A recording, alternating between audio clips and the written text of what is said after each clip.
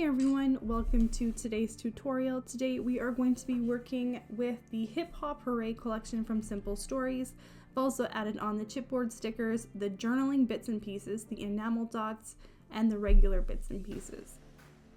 The 12x12 collection includes that sticker sheet along with 12 pattern papers. All the pattern papers are different and they are double-sided. They also have journaling cards in this kit, and I intend to use them on the layouts today.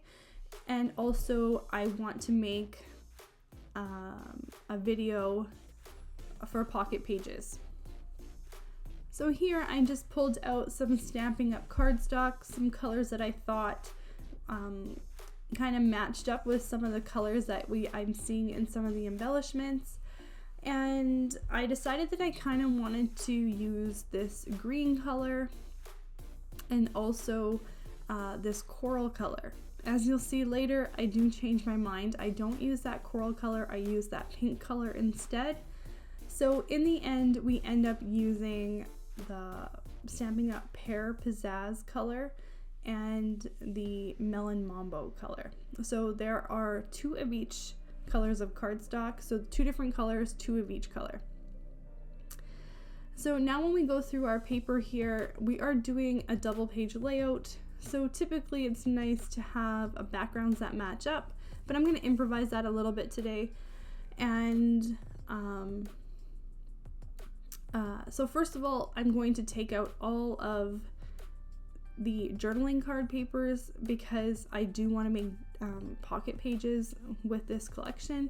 So I'm going to go ahead and take those out first off. There is also, I believe, a 2x2 journaling card paper, but I don't usually use the 2x2 size, so I went ahead and didn't even worry about that.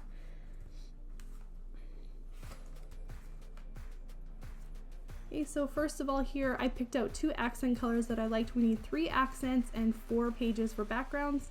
So I really love that floral print paper along with that plaid paper. This cloud paper, I really like it with this green and white kind of a plaid-ish paper. And so that's gonna be my first background. My first set of backgrounds is going to be above, kind of in the middle and above where I'm picking my my pages. And then I really do like the idea of combining these Easter egg papers with that green dotted paper, just because that green dotted paper is pulled through some of those Easter eggs. And then for a final accent paper, I chose that pink polka dotted paper. And as you can see here, that coral color, just after I've picked out all of my papers, it just doesn't make sense. So I switched it out for this pink paper here that was called Melon Mambo from Stampin' Up! So let's go ahead and we'll get started. We have cutting diagrams in my tutorial videos, and I just kind of want to let you know how to read them. So there's the number in top in inches, and that's going to be the size that we're going to cut that cut piece into. And there's a number below it in a circle. So a lot of the times we're making 4 pages or 6 pages when we're using these cutting diagrams, and all these cut pieces can sort of get very disorganized. So that number inside of the circle there represents a pile that you're going to put that cut piece into. So for a 4-page tutorial, we're going to make 4 piles, and for a 6-page tutorial, we're going to make 6 piles. So the numbers are going to be either 1 through 4 or 1 through 6. So page 1 is going to have all the cut pieces that have a circle with the number 1 inside, and so on for the 4 or 6 pages. So now we're going to go ahead and take all pieces of our cardstock, and we are going to cut 1 inch in, 1 inch from the top, and 1 inch from the bottom, and we're going to make a straight line on all 4 sides of each of these pieces of cardstock. What we're basically doing is cutting a 10 by 10 inch square out of the center of this piece of cardstock. The border is going to be put into our pile, and the center, the 10 by 10 inch center, is going to be put to the side, and we're going to be cutting it with another cutting diagram as soon as we're done cutting out all of these squares.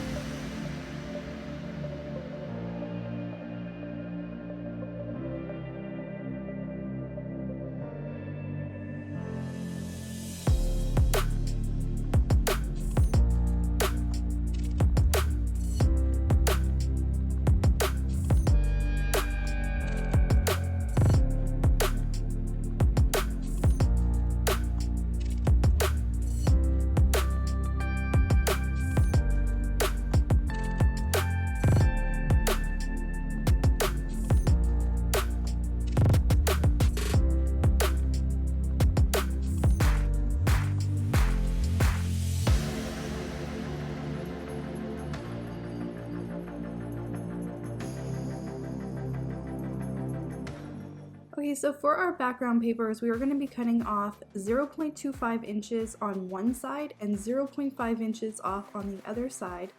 The reason why we're offsetting it is because we want the insides of our double layouts to be touching the edges so that they look like they're connected.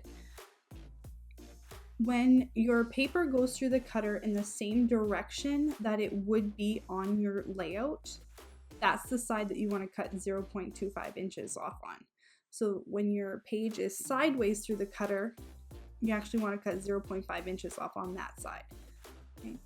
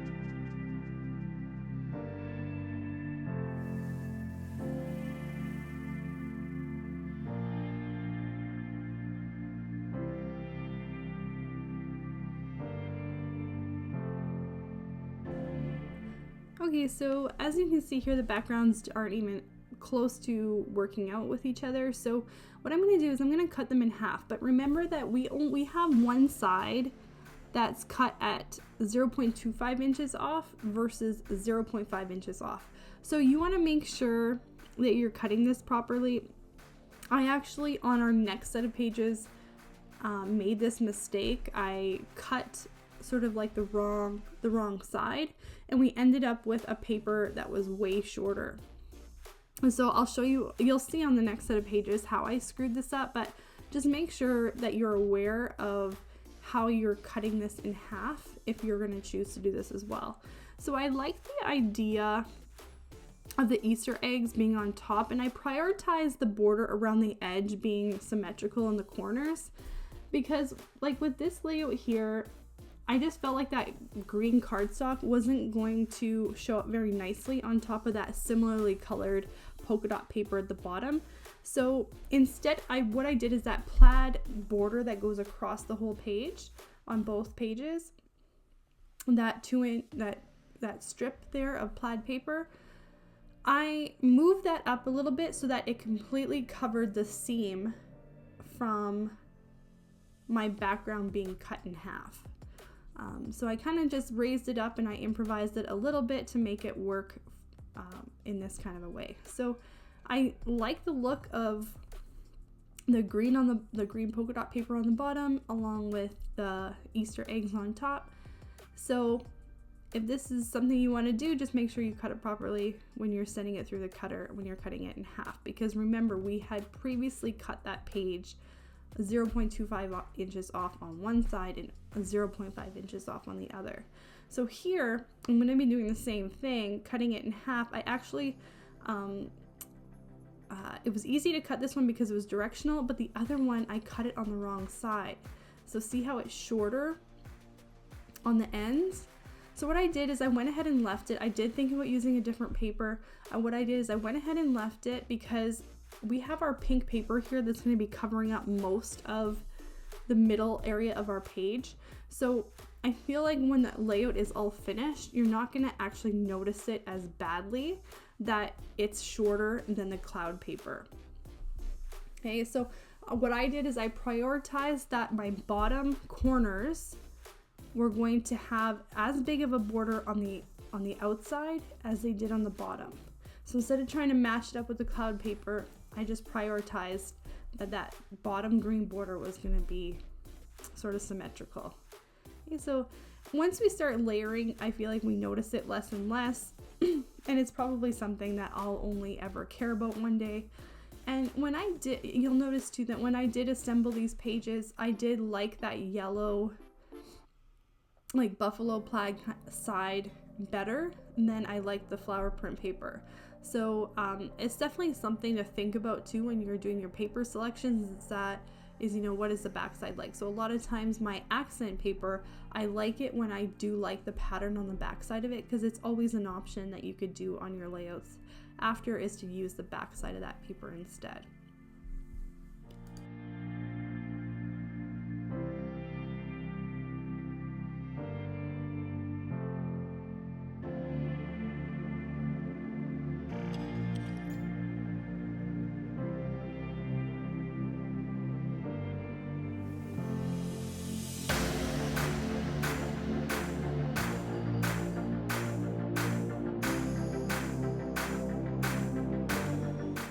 Okay, so now I'm just laying out all of the embellishments around my double page, and there is a lot of pieces. I don't always buy both sets of die cut pieces, so in this case I bought the bits and pieces and the journaling bits and pieces, so I ended up with a lot. The journaling bits and pieces, as you'll see here, I'm pointing out some of the edges are cut. It's like they went through the cutting machine sort of like off a little bit, so the edges are kind of cut off on them. I didn't notice that the bits and pieces pack was like that at all, but the journaling bits and pieces was definitely like that. So maybe it was just a pack that I got. Maybe they're all like that. I have no idea. So here on my layout, I decided that this is the background that has the Easter eggs on it. So this was the layout that I wanted to do my Easter, that I wanted to theme Easter.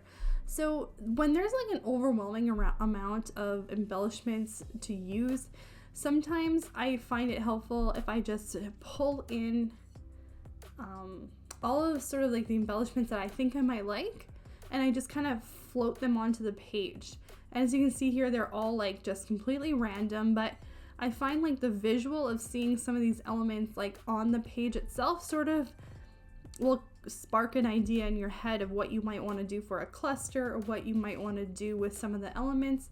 I mean, doesn't mean you're going to use the elements, but sometimes it just sort of helps narrow down and kind of focus your attention onto those pieces rather than like looking at everything that's in front of you on the table.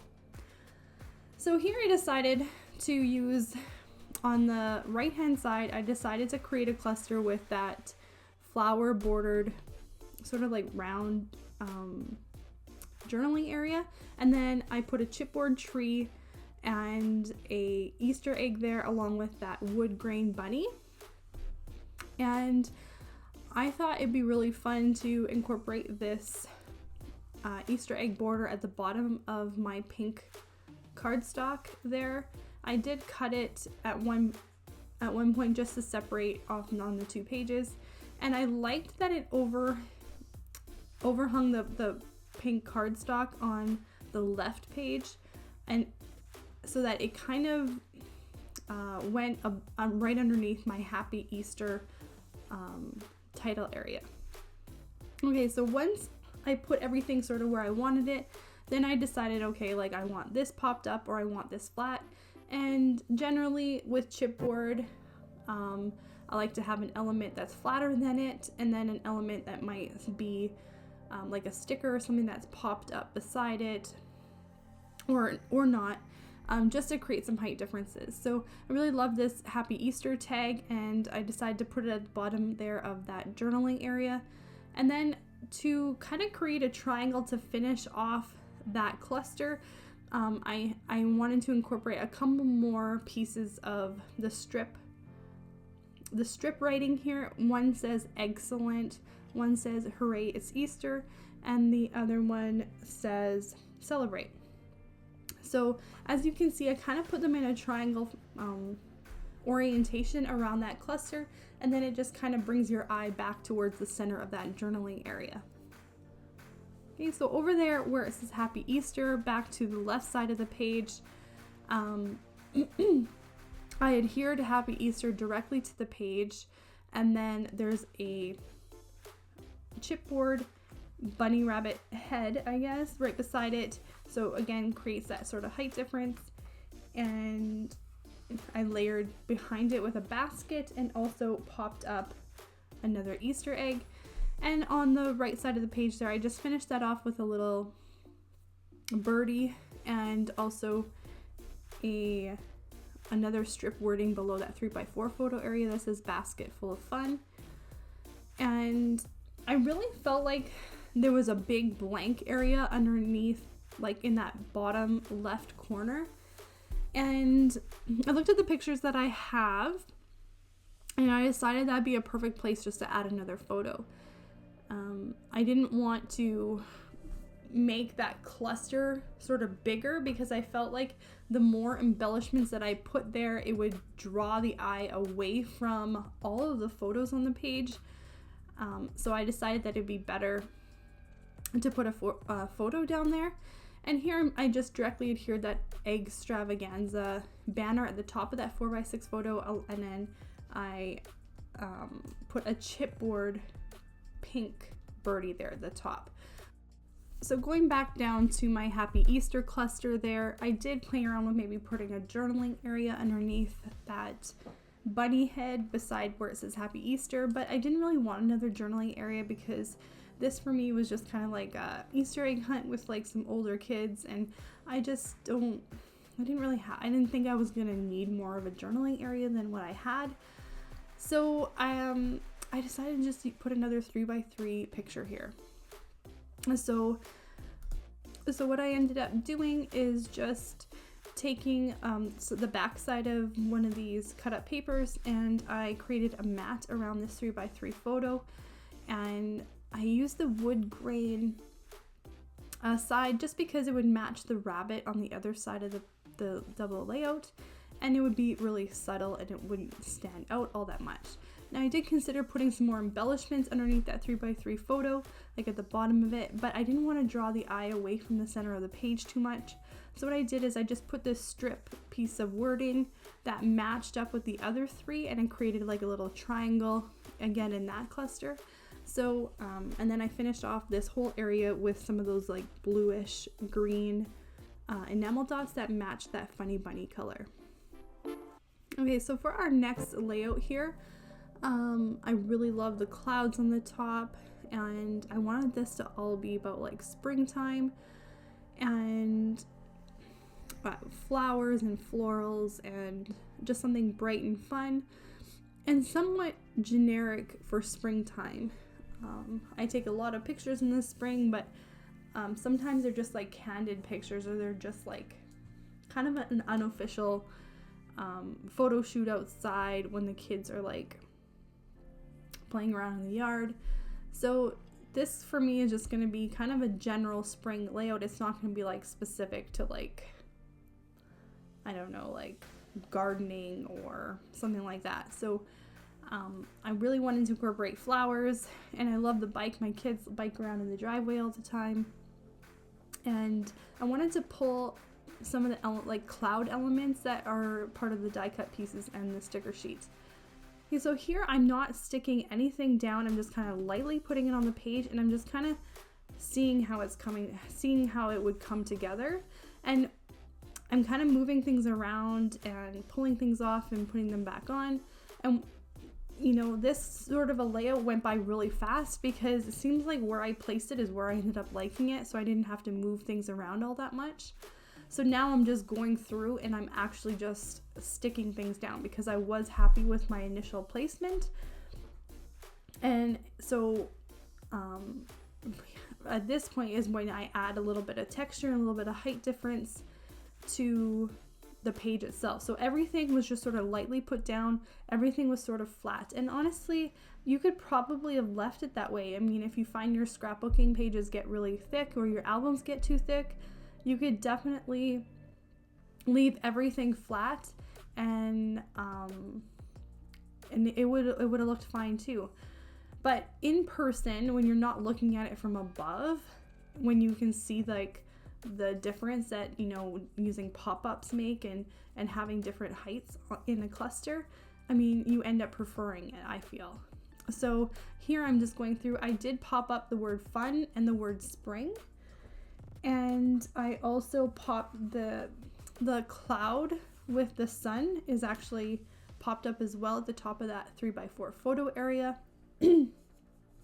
That jar with the flowers sticking out beside that 4x6 photo is actually flat on the page. It's just glued down. So is the bicycle and the journaling, the 3x4 journaling card. Both flowers beside the word fun are flat on the page as well, along with that bird on the top. And then on my other page where it says spring, the only things that are popped up is the word spring, the flower right beside that bottom 3x4 photo area, and the cloud that's at the very top of the 4x6 photo, closest to like the right side of that photo area.